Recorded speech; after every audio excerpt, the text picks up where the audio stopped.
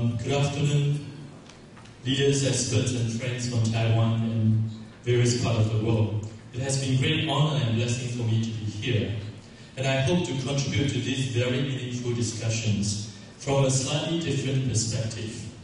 That is, I will be sharing an emerging trend of peripheral workspace development from the eyes of real estate developers. And I hope Chris, after hearing my presentation, will think that Ascendus is good developer instead. If we agree that the economic, social, cultural, political forces driving the growth of a city is presented over time in its urban morphologies, then its architectural materiality, and then this presentation hopes to bring to you a glimpse of the underlying shifts through the intelligence of market realism. Ascendus is the largest workspace developer in Asia in terms of its footprint. It is present in 30 cities with an assets of 42 million square feet of workspace and a network of 1,800 companies, and many of which are MNCs. Its flagship projects in the 1970s was the first Science Park in Singapore, followed by Science Park 2 and then International Tech Park Bangalore in the 1990s. Today, it is developing many large-scale integrated workspace neighborhoods in China and India. Ascendus products are not limited to manufacturing space, but also includes business park, grade A office, and even service apartment, retail, and F&B in support of business clusters. Ascendus plans, develops, manages, and finances these developments. Unlike many commercial and residential developers, we do not sell off the developments for immediate short-term capital gain. We take a longer view and serve not only a network of corporations, but also ecologies of talents. More recently, we have moved from developing mono workspace environments to growing workspace neighborhood. Our developments have also moved from 5 to 10 hectares to now 40, 50 hectares, and more recently, looking into joint developments of workspace-generated townships in a few cities in China, ranging from 10 square kilometers to 40 square kilometers. This quantum change, you may say, is triggered by a confluence of ground intelligence from the network of operations we have in these cities. We see three major trends that are driving the change. All of these, most of you already know, but I wish to highlight in my presentation today some critical questions. Network cities. With every city trying to establish their position in this network, the network will evolve as well as self-select. One could imagine that the network will over time become densified, and that the complement plus competition's relationships between the nodes become more intense. However, one could also easily imagine that within the network, some nodes will be tapped and potentially lose its interdependent positions within the network. So we are concerned with how to grow our city so as to become sustainable in itself as one of the interdependent nodes, as well as contributing to the sustainability of the network, not for the glory of yesterday, not for the success of today, and not for the dreams of tomorrow, but really as an ongoing pathway to self-evolvement that is grounded on reality. This ability to self-evolve as a node within a highly dynamic network is, to me, what truly defines the innovative capacities of a city. To sustain itself as a node within this dynamic network, cities cannot avoid the key need for job creation. And jobs are fundamental to talent attraction. On the other hand, to create jobs, city cannot avoid the questions of how to grow your economy. A network economy spells the end of clear delineations of local and global. Cities who open up to global investments with local strengths will lead those who do not. It is hence not coincidental to realize that cities continue to increase their R&D spending and industry cluster technology parks continue to spring up rapidly in Asian cities. These technology parks usually are located at the peripherals of the cities. Many of these will probably retard and become obsolete over time, and others will grow to become key innovation nodes for the city. This brings forth, where should we locate the technology park? And how do we build our technology park to today for the dynamic of tomorrow. Rapid urbanizations. Rapid migration to specific cities is a testament of how these cities have managed to sustain job creation as well as create an environment conducive to self-development. When Ascendus first built our International Tech Park ITPB at Bangalore, 15 years ago, we were a big animal standing alone in the field of flat land outside the cities of Bangalore. Today, it has since catalyzed the developments of IT industries in Bangalore, attracting many foreign and local investments. And Bangalore is now the top IT and business process outsourcing city in India. Today, around Ascendus ITPB parks, is already a dense urban area with large numbers of IT parks as well as residential populations. Ascendus continues to regenerate ITPB and transform it from a mono business park into an integrated workspace neighborhood with social amenities such as residentials, hotel, and retail mall. Many of the IT talents who have moved to the companies located in adjacent parks still come back to ITPB. So ITPB has managed to seed and sustain a dense network of relationships between the IT talents in Bangalore. However, given a chance, Ascendus would have planned ITPB in a different way 15 years ago. It was planned as a suburban technology park, but today, after 15 years, it is already inside the city. Reinventing it to make it relevant amidst the fierce competition from adjacent copycat technology parks are not without major challenges. ITPB ability to attract and retain talents continues to be a key premium why MNCs are willing to pay to locate there. This leads us to the next key question of what today and tomorrow talents look for when choosing a place to work and stay. A shift in the motivations of work. The network cities also bring about a fierce competition for talents across value chains. Consequently, high-value talents are also amazingly mobile. Companies now look for locations where relevant talents at affordable cost are available to locate their operations. With great power to choose, talents now don't just decide what job to take, but where to develop their career and build their family. At the same time, with work life and personal life becoming more and more overlapped, talents look for places where they can maximize their economic, social, and cultural developments. Our guest speaker, Gordon Falconer, told me yesterday that when he was asked to join Cisco, and he was given the choice of which Asia city to locate his team and his family. Fortunate for Singapore, he chose to locate his team and his family in Singapore. For the purpose of free marketing, I encourage you to ask him why he chose Singapore later on. Coupled with this shift in the intrinsic motivation of work, there is also a major force related to talent, commonly known as Generation Y. A generation that is born after 1980, less than 30 years old, and grew up with high technologies, rich information, and diverse social networks. Many of them are here today. And what does this major workforce look for in their work environments?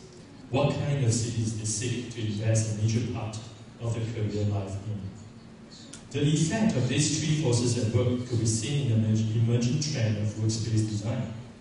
We see that high-performance companies redesign their workspace to cater to a high percentage of shared space for socializations and collaborations.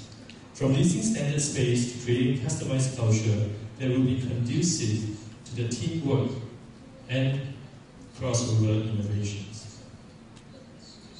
For example, in BBC White City here, spaces between thematic buildings integrates with the internal workspace to form a major platform for interactions among its talents.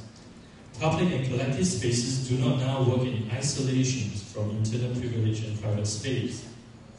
Similarly, in Stanford University James Clark Research Centers, 3 research departments are brought together in a single complex that diagrams the critical ideas of harnessing the crossovers and harnessing the synergies between 3 otherwise separate research activities.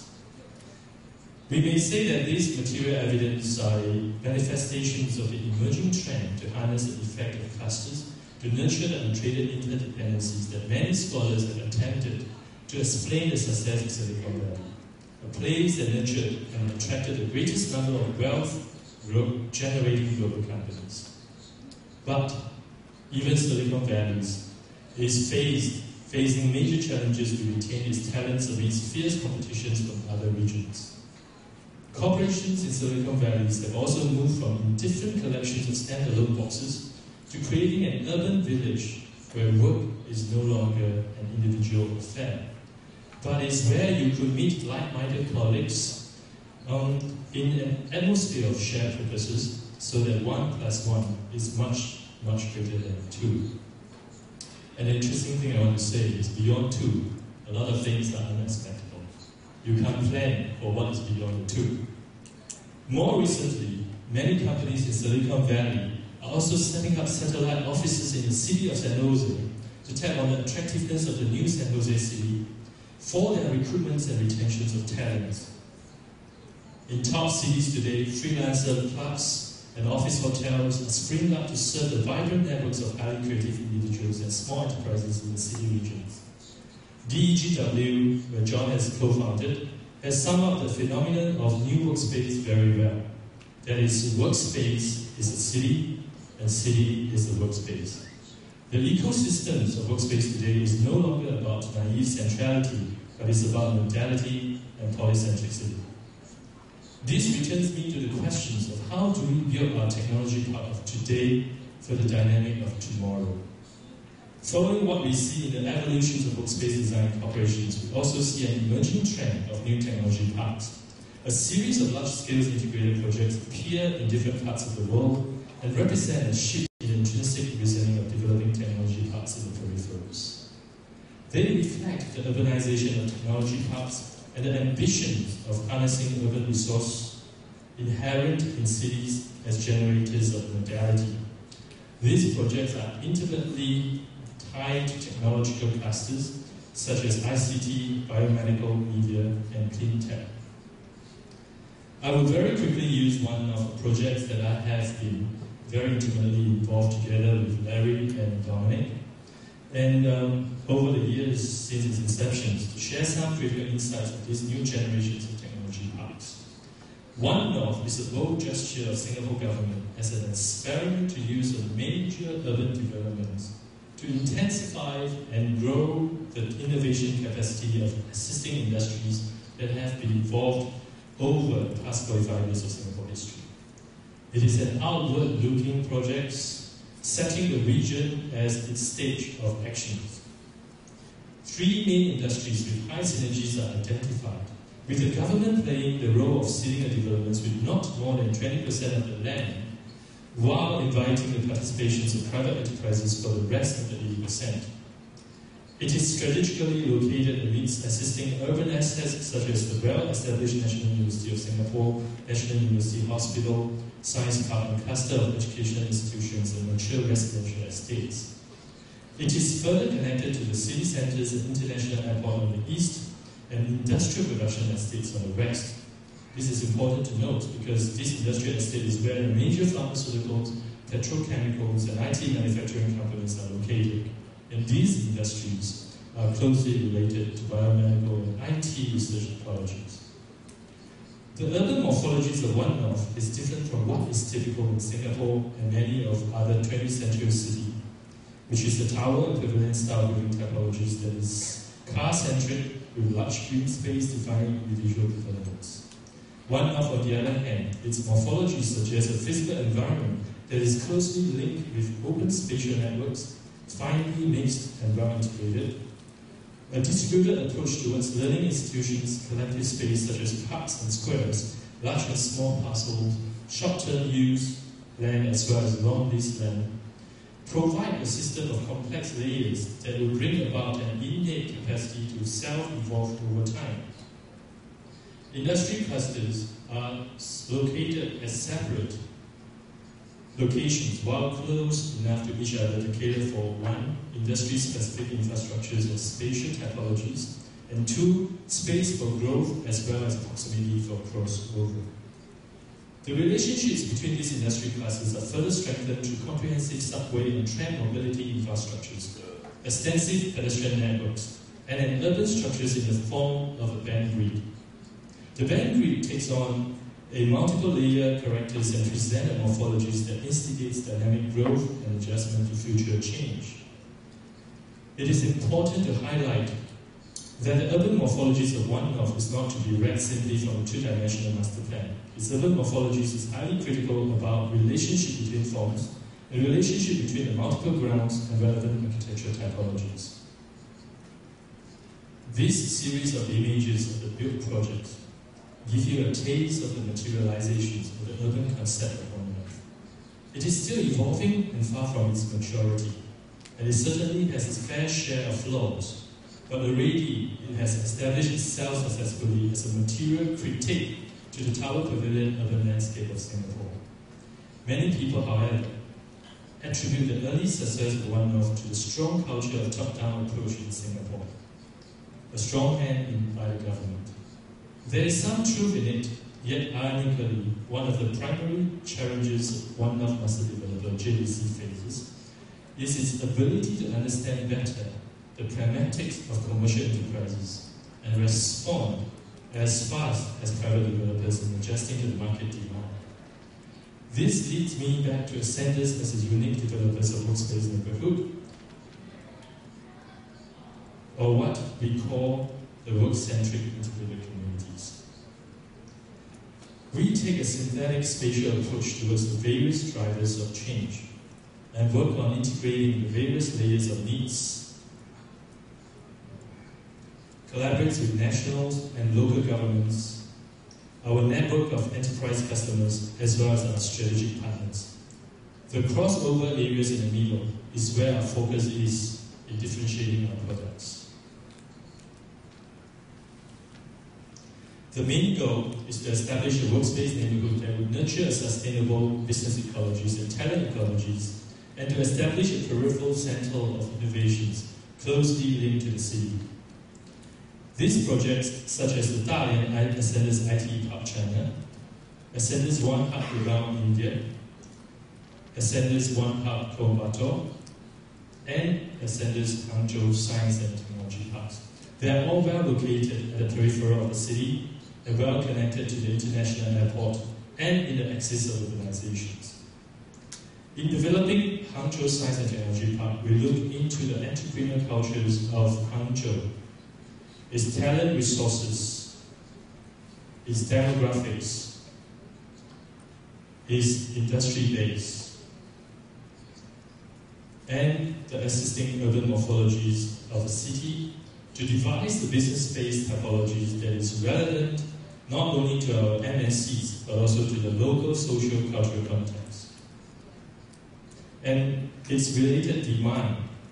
We then study the various scenarios of market dynamics, understand various architecture typologies in establishing an environment of crossovers before arriving at the urban structures that will promote multi-layering of mobility network, corporate and SMEs clusters, residential environments, retail and recreational spaces, and even the reinterpretations of Hangzhou love for large water body into a layer of civic interactions. In the interest of time, I will have to stop here and leave you with the concept of workspace neighborhood.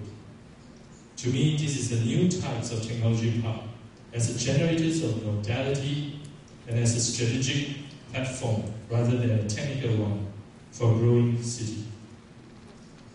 Thank you.